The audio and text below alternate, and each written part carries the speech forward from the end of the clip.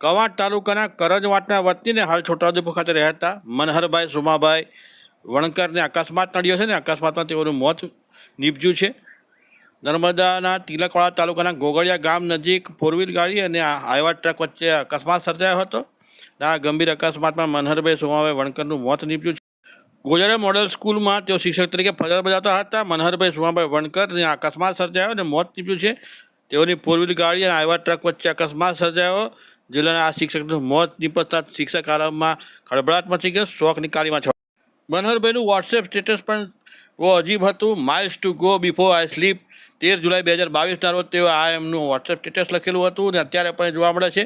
Miles to go before I slip.